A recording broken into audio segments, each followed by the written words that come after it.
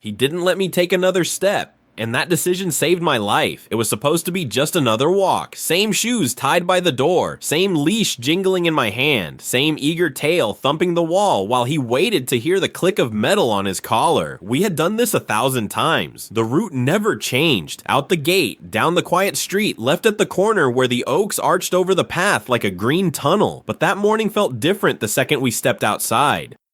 The air was heavy still. Clouds moved slow across a pale sky. Somewhere a crow called, and the sound seemed too loud for such an early hour.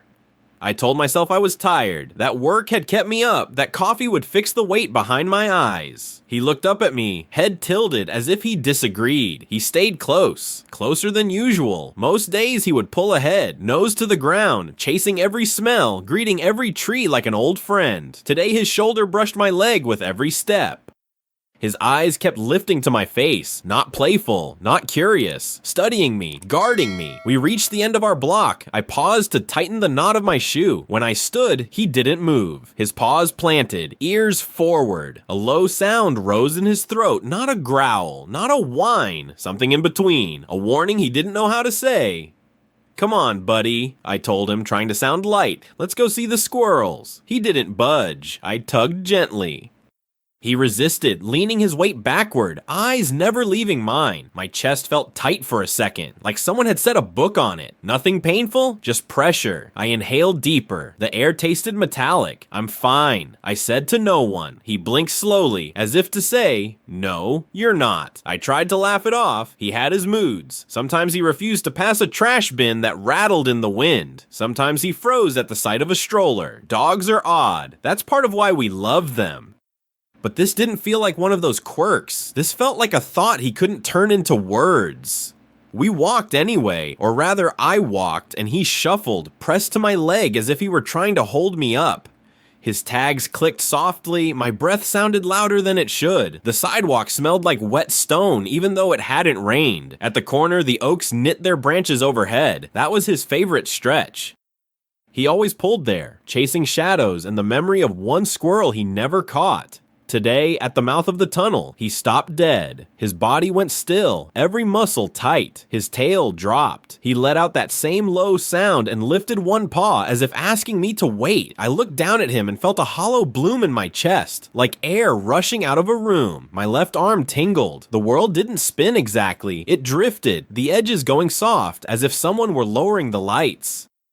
I grabbed the nearest tree with my right hand and squeezed the rough bark.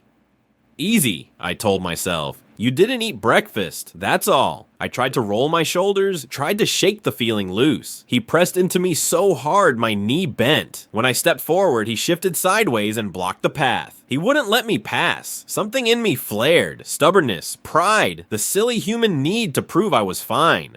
"Hey," I said, a little sharp. His ears flicked back at the tone, but he didn't move. He lifted his face to mine, and I swear the look in his eyes was almost human. Fear and decision tangled together. He licked my hand once, quick, like signing his name on a promise. Then he leaned into the leash and pulled, not toward the park, but back the way we came. "Home?" I asked, surprised at how thin my voice sounded. He tugged again. He was not large, not a dog built to drag people, but he put his whole heart into it. I took a step, then another. The pressure in my chest eased for a moment, then returned, tighter, like a hand closing. I stopped. He stopped with me, panting now, eyes wide. I could feel his breath against my wrist. Fast, hot, a little frantic. A car passed on the cross street. The driver glanced at us, then away. The crow called again. Somewhere, a gate creaked. The world carried on. I stood there feeling like a stranger inside my own body. I thought of the first day I saw him. He was a small, awkward shape behind shelter bars, all paws and ears, quiet while the others barked. The volunteer said, "He watches people, like he's reading them." When I knelt, he pressed his face to my fingers through the metal and sighed. That sigh hooked something deep in me. I signed the papers before I even picked out a name. He has always watched me. When I cried, he nudged my knee and curled against me without being asked. When I laughed too loud, he wagged so hard his back feet danced. At night, when I tossed and turned, he climbed onto the bed and set his head on my chest until my breathing matched his. He has always known my rhythms, my steps, my moods, the shape of my silence. Of course he would notice when something inside me slipped out of tune. I swallowed. It hurt. The tingling in my left arm crawled to my fingers. I flexed my hand and it felt like someone else's. He pawed at my thigh, a soft tap tap tap, like a code. I looked down, he looked up. The question between us was simple. Will you listen? A breeze moved through the oaks and sent a shimmer through the leaves. I tried to take a deep breath and found there wasn't space for it. My legs felt hollow. I bent my head, closed my eyes, and counted the beats in my chest. They stuttered, then raced, then stuttered again. Sweat pricked my back, though the morning was cool. "Okay," I whispered. "Okay. We'll go slow." We turned away from the tunnel. He didn't lead me far, only a few steps back to the wider part of the path where the trees opened and the houses were closer. He positioned himself on my left, the side that scared him now, pressed tight, a living guardrail. When I wobbled, he leaned. When I paused, he stilled. When I looked down, he stared up, and in his eyes I saw the steadiness I couldn't find in myself. I tried my phone, but my fingers shook. The screen swam. I slipped it back into my pocket and focused on standing. I had never thought about how brave it is to stand, how much of the body has to agree. He took a step. I took a step. The world edged back into focus. A woman with a stroller turned the corner ahead, slowed, watched us, and then moved on, not wanting to intrude. Somewhere a door shut. Somewhere a kettle screamed. Ordinary sounds, ordinary lives. And yet, under the surface of my morning, something vast and dark rolled into place. I felt it crest, the pressure, the heat, the wrongness, and I knew, without knowing how I knew, that the quiet would soon shatter. He felt it too. He rose on his toes, a tremor running along his spine, and made that low sound again, the one that wasn't a growl and wasn't a whine. He set one paw on my shoe, as if pinning me to the earth. His gaze didn't flinch. I thought I was the one taking him for a walk. I thought I was the one who chose the path. But standing there with my breath caught halfway and my heart skipping like a stone, I understood the truth. He had already made his choice. He would not let me go forward. I opened my mouth to tell him we were okay, that we only needed a minute, that I only needed air, but the words thinned and drifted away. The light faded at the edges. My knees softened. I felt him surge closer, felt the leash go tight, felt his chest press into my leg as if he could carry me by will alone. I didn't understand it then. I thought it was one more strange moment in a day that started wrong, but as the ground tilted and the world dimmed, his refusal finally made sense. He wasn't being stubborn, he was holding the line, and in the next breath, when the sky narrowed and my body bowed and the first real wave hit, I realized he wasn't just walking with me that morning, he was already saving me. The first time my knees buckled, I thought it was nothing, just a stumble. I gripped the nearest tree, laughing softly under my breath, embarrassed even though no one was watching. But my dog wasn't laughing. He barked, short, sharp, panicked, and tugged at the leash with all his strength. His eyes darted between my face and the road, as if deciding whether to drag me home or cry out louder. I whispered, "Easy boy, I'm okay." But I wasn't. The pressure in my chest tightened, crushing, stealing air from my lungs. My hands tingled. My vision pulsed, fading in and out like a light on the edge of burning out. And then it happened again. My legs gave way. This time I collapsed onto the cold grass. He was on me instantly, his paws pressed against my chest, his wet nose nudging my face. He barked again and again, each one louder, more desperate. The sound echoed in the still park, bouncing off the empty paths. I tried to push myself up, but the world tilted violently. A wave of nausea and weakness crashed over me, and I fell back with a groan. My heart hammered, uneven, like it was stumbling over itself. Panic washed over me. What's happening to me? But he didn't panic, not in the same way. His movements were frantic, yes, but purposeful. He pawed at my chest as if trying to keep me awake, his nails scraping lightly against my shirt. Then he pressed his face to mine, licking, whining, whimpering with a sound I had never heard from him before. It was almost human, like he was begging me not to leave. I remembered nights when I would toss and turn in bed, unable to sleep. Somehow, he always knew. He'd crawl from his spot on the floor, curl up beside me, and place his head on my chest. His weight would calm me, steady my breathing, and soon I'd drift off. Back then, I thought it was just comfort. But now, lying in the grass, I realized he had always listened to my heartbeat. He had always known its rhythm. And now he could tell it was wrong. I tried to reach for my phone, but my fingers fumbled uselessly. My chest burned. A searing pain shot down my left arm, and fear struck me harder than the pain itself. I knew in some buried corner of my mind what was happening, but I couldn't accept it. Not here. Not like this. He barked again, sharp and insistent, then darted toward the path. He pulled at the leash, then ran back to me, circling frantically. His eyes were wide, his ears flat against his head. He whined, then barked louder, facing the direction of the houses nearby. It was as if he was calling for help. I clutched at the grass, gasping. My body felt foreign, as if it no longer belonged to me. My chest tightened again, harder, and the edges of my vision darkened. Stay. Stay with me, I whispered to him. My voice was weak, barely a breath. He pressed his body against mine, refusing to leave, but then something inside him shifted. He looked toward the street, then back at me, then back again. His whole body trembled with the decision he had to make. Stay with me, or find help. And then, with a sudden jerk, he slipped out of his collar. I had never seen him run like that, head low, legs stretching far, his body a blur of brown fur and desperate speed. He darted across the park, barking, barking, barking. The kind of bark that cut through silence like an alarm. I could barely see him, my vision clouding, but I heard him. His voice echoed down the empty streets, rising, urgent, impossible to ignore. Somewhere in the distance, a door slammed. A voice called out. Footsteps pounded against the pavement. When he was a puppy, I used to scold him for barking too much. Quiet, I'd tell him, worried about the neighbors. But now I understood. That bark was his voice, his plea, his warning. It was the only thing he had to call the world to my side, and he used it with every ounce of strength he had.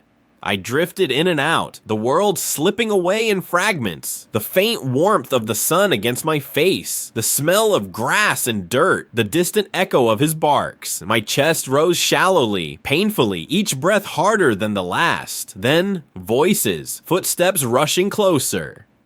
My dog's frantic cries mixing with shouts. Over here, someone's down. Hands gripped my shoulders. A stranger's face hovered above me, blurred and anxious. Stay with us, okay? Don't close your eyes. My dog shoved his way back to me, circling, whining, his body pressed against mine as if guarding me from the darkness that kept trying to pull me under. I felt myself slipping, the world narrowing to a tunnel of light and sound. But through it all, one thing anchored me. The weight of his body against my side. The sound of his desperate breathing. I don't remember the sirens arriving. I don't remember the hands lifting me. But I do remember his eyes. Because even as I faded, he never once looked away. The sound of sirens tore through the still morning air. Faint at first, then louder, closer, until the wail shook the ground beneath me. I drifted in and out of awareness, my chest tight, my breath shallow. The grass was cool beneath my back. The sky above blurred into a pale gray haze. But through it all, one thing remained sharp, almost painfully clear. His presence. He never left my side. His body pressed firmly against me, as if his warmth alone could tether me to life. His ears twitched at every sound, but his eyes, they never left my face. The ambulance doors slammed open. Heavy boots pounded against the pavement. Male, mid-40s, possible cardiac event, one voice called out. Stay with us, sir, can you hear me? Another said, kneeling beside me. I wanted to answer, but words dissolved in my throat. My chest convulsed, and a low groan escaped instead. My dog barked furiously, circling me, snapping at the hands that reached toward my chest. He didn't understand they were here to help. All he saw were strangers touching the person he loved. Hold the dog back, one paramedic shouted, but no one could. Every time they tried to push him away, he lunged back, lips curled, teeth bared. Not out of aggression, but out of desperate protection. His entire body screamed, "Don't take him from me! Don't hurt him!" I remembered how, as a puppy, he would sleep pressed against the front door whenever I was away. Neighbors told me he would bark at anyone who approached the house. Deliverymen, kids on bikes, even the mailman. None of them could get near without him raising the alarm. It wasn't aggression, it was loyalty. He saw it as his duty to protect me, even from things that weren't threats. And now, lying helpless on the ground, I realized that loyalty had never wavered. "Easy, boy, easy," one of the paramedics said, trying to coax him, but he wouldn't budge. He growled low, his fur bristling, his body positioned between me and them. I wanted to tell him it was okay, that they weren't here to hurt me, but my voice was weak, my words broken. "Let him stay," another paramedic said after a moment. "We don't have time." They worked quickly, checking my pulse, attaching pads to my chest, sliding an oxygen mask over my face. My dog whimpered, whining at every sound, every beep of their equipment. His nose pressed against my arm as if to say, "I'm still here, don't forget me." And then came the stretcher. Strong hands lifted me, and my body sagged against the straps. The world swirled in dizzy fragments of light and noise. That's when he panicked. He leapt up, barking wildly, trying to climb onto the stretcher. His paws scraped against the metal frame, his nails clicking desperately. When they pulled me toward the ambulance, he fought against the leash, dangling uselessly around his neck. "Sir, we can't take the dog with us," one paramedic muttered, but I saw his eyes, wide, frantic, refusing to blink. The thought of being left behind shattered him. He lunged as they lifted me into the ambulance, slipping past one of the paramedics. For a second, he was inside, crouched against my legs, panting hard. His entire body trembled, his tail low, his ears flattened. "We can't transport with the dog," another voice insisted. But then, something softer. "Look at him. He's not leaving." And they didn't have time to argue. The doors slammed shut, the siren wailed again, and we were moving. Inside, the space was tight, filled with wires, monitors, and the smell of antiseptic. The paramedics worked quickly, one pressing pads to my chest, another squeezing air into the mask over my face. Through it all, he stayed at my feet, curled low, pressed tight, eyes darting between me and the strangers hovering above. Every beep of the heart monitor made him flinch. Every groan that left my throat drew a whine from his chest. The paramedics didn't push him away. Maybe they understood. Maybe they saw what I couldn't say, that I needed him there, that his presence was as vital as the oxygen filling my lungs. I remembered the day I broke my leg years ago. The hospital sent me home in a cast, told me to rest. He never left my side for weeks. He would follow me from the couch to the bed, from the kitchen to the bathroom, always watching, always guarding. At night, he'd rest his head on my cast, as if protecting the weakest part of me. And now, once again, he had chosen to guard the weakest part of me. My failing heart.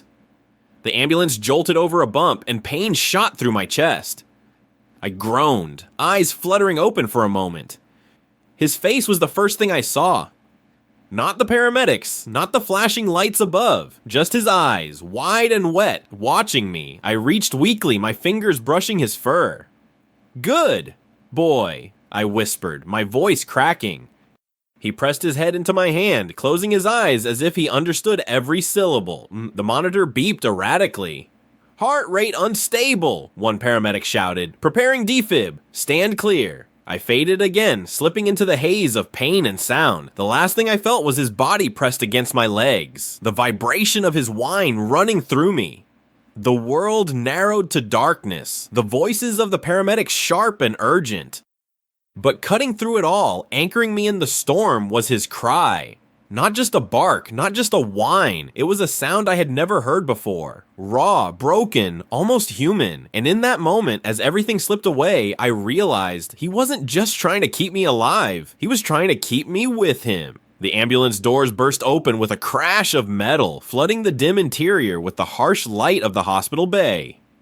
The world spun around me. White walls, flashing vests, rushing footsteps. My stretcher jolted as they pulled me out, wheels clattering against the ground. And through it all, I felt him. His weight pressed against my legs, refusing to move, even as the paramedics shouted.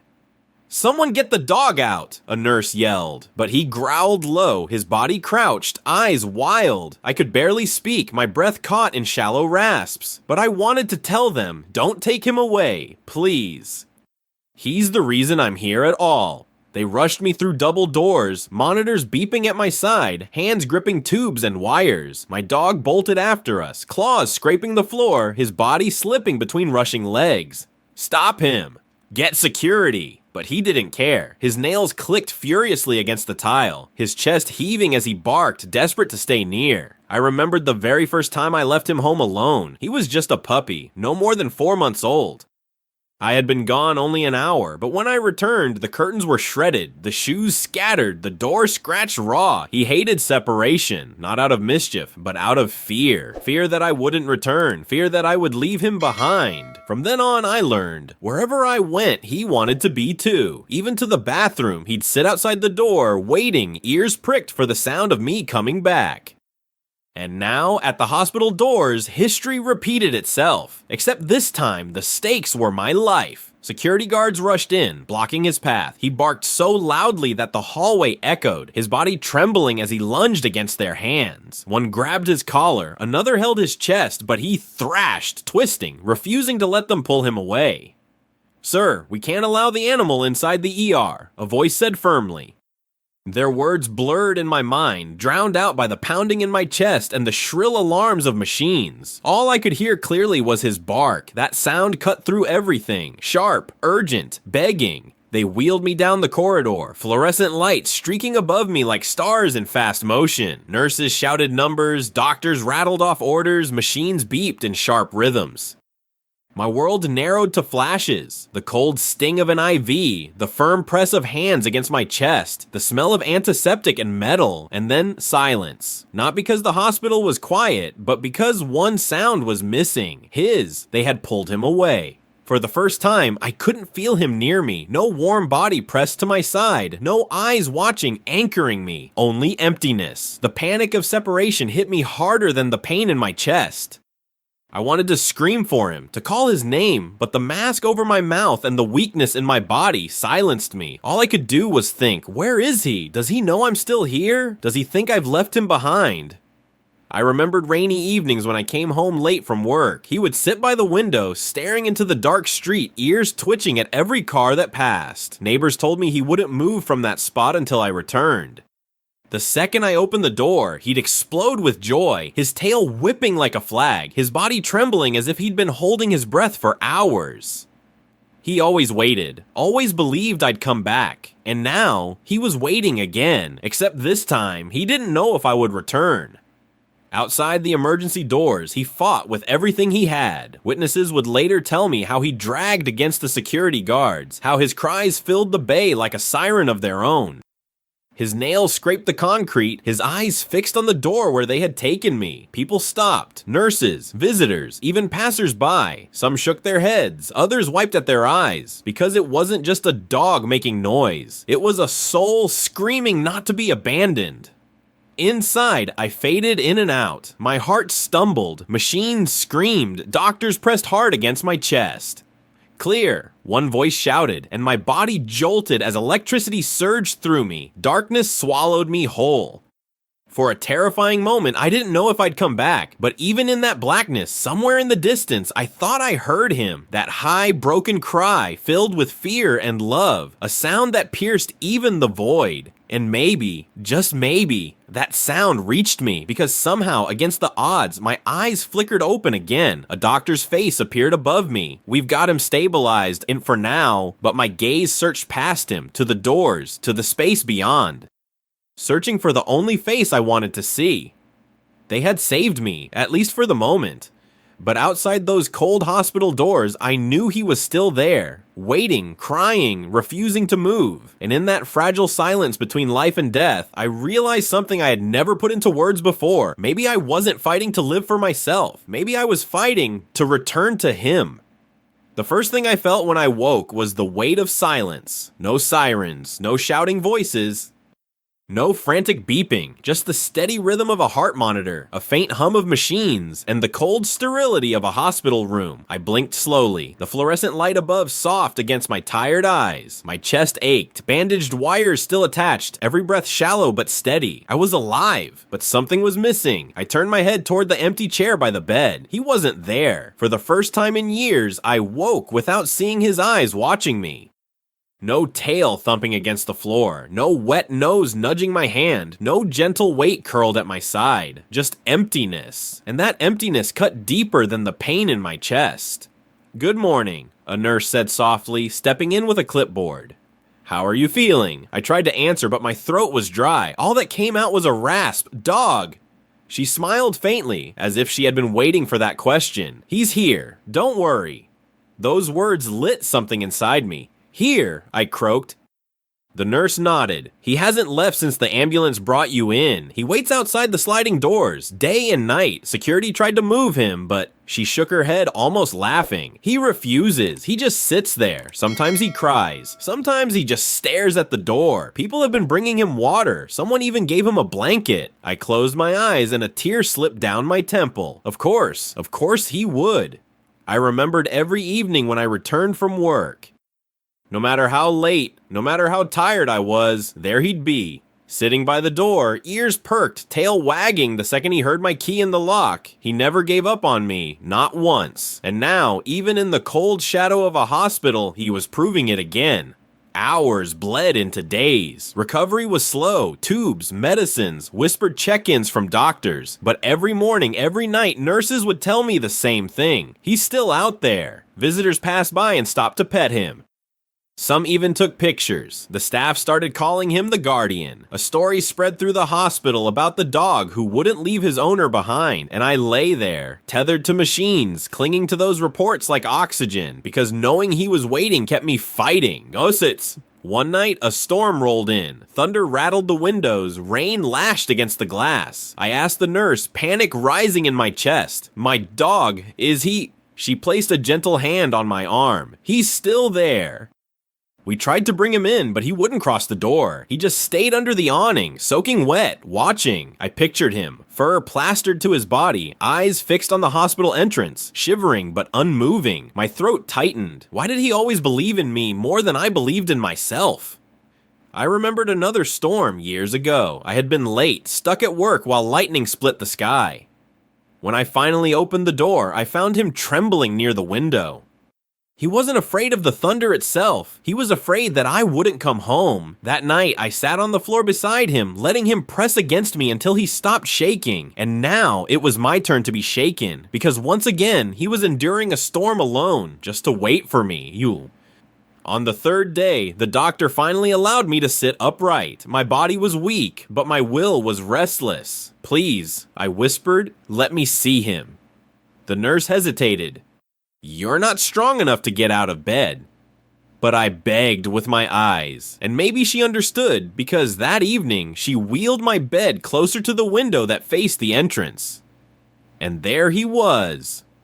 The sight knocked the breath from me. He sat curled beneath the awning, his fur damp from rain, his body thinner from refusing food. His eyes were fixed on the sliding doors, unblinking, as if sheer willpower could make me appear. And then he saw me.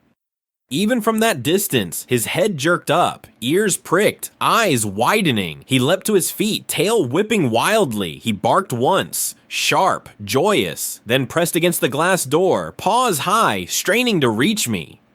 Tears blurred my vision. I pressed my hand weakly against the hospital window. I'm here, I whispered, though he couldn't hear. I'm still here. He barked again, whining, spinning in circles as if overcome with relief. Nurses passing by smiled, some even wiped their eyes.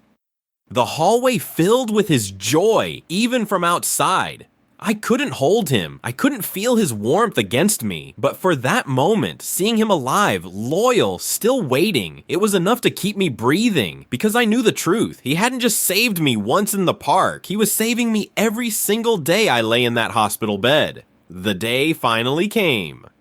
After endless nights of monitors beeping, nurses adjusting tubes, and doctors reminding me to take it slow, I was cleared for discharge. My body was fragile, my chest still sore, but my heart, in more ways than one, was alive. The nurse wheeled me down the corridor, the hum of my chair echoing against the sterile walls. With each turn of the wheels, my pulse quickened, not from fear of the future, but from anticipation of the one waiting outside. As the sliding doors parted, the world greeted me with a rush of sunlight and fresh air. And then, I saw him. He was there, exactly where he had been for days. His fur unkempt, eyes tired, but shining with a fire that never dimmed. The moment his gaze found mine, the world seemed to pause. He barked, not the desperate cry of before, but a sharp, joyous sound that carried every ounce of relief he'd been holding inside. His tail wagged furiously, his entire body trembling with joy. And then he ran. He launched himself forward, paws scraping the concrete, leash trailing uselessly. People gasped as he bolted through the crowd, his barks echoing across the hospital bay. He crashed into me with such force that the nurse had to steady the chair. His paws pressed against my lap, his head burying into my chest. Warm fur, wet nose, trembling body. All of it against me again. I wrapped my weak arms around him, my voice breaking. "You never gave up, did you?" He whined softly, his chest heaving, his tongue brushing against my cheek as if to erase every tear I had shed in that sterile room. I remembered the first time I came back to him after a week-long trip years ago. He had leapt at me the same way, body shaking, eyes wide, tail unstoppable. But this time, this wasn't just reunion. This was survival. This was love carved into the very marrow of our bond. People around us stopped to watch. Some clapped. Others wiped tears. A doctor nearby whispered to a nurse, "I've never seen loyalty like that." But I barely heard them. All I could hear was his panting, his heart beating against mine. All I could see were his eyes, glistening with the kind of devotion words will never capture. As I stroked his fur, I realized how close I had been to leaving this world, how easily I could have slipped away in that park, but he hadn't let me. He had seen what I couldn't. He had fought when I was too weak to fight, and now as he pressed against me, I understood. He hadn't just saved my life, he had given it back to me. Back home, recovery was slow. Medications lined the counter, checkups filled the calendar, and each step I took was heavy with caution. But he never left me. If I sat, he sat at my feet. If I lay down, he curled against my side. If I walked, even just across the room, his eyes tracked every movement as if afraid that I might vanish again. At night, when silence filled the house, I would feel his head rest gently on my chest, listening, guarding, making sure the beat that had faltered in the park still carried on. I remembered whispering to him when he was still small enough to fit in my arms. "I'll always take care of you." I thought it was a one-way promise. But I see now, he made the same one to me. Weeks passed, and strength returned slowly, but something else returned with it. Gratitude, a deeper understanding of what mattered. Before, life had been a blur of schedules, meetings, errands, but now, every breath, every sunrise, every quiet moment with him felt like a gift. I found myself pausing more, watching him chase shadows in the yard, listening to his paws tap against the floor, feeling his warmth beside me on the couch, because I knew, truly knew, how fragile it all was. Sometimes I catch myself staring at him and he tilts his head, ears perked as if asking, "What are you thinking?" And the truth is, I'm thinking about that day, about the way his eyes locked on mine in the park, about the way he cried outside those hospital doors, about the way he refused to leave when everyone else might have. And a quiet thought fills me every time. Who saved who? Even now, as I sit with him beside me, his head heavy on my knee, I know this. If not for him, I wouldn't be here telling this story. And maybe that's the secret every dog carries. That they're not just our companions, not just our pets. They are the quiet guardians of our hearts, keeping us alive in ways we may never fully understand. Because even today, I still wonder, was he waiting for me that morning, or was I the one who was truly waiting for him?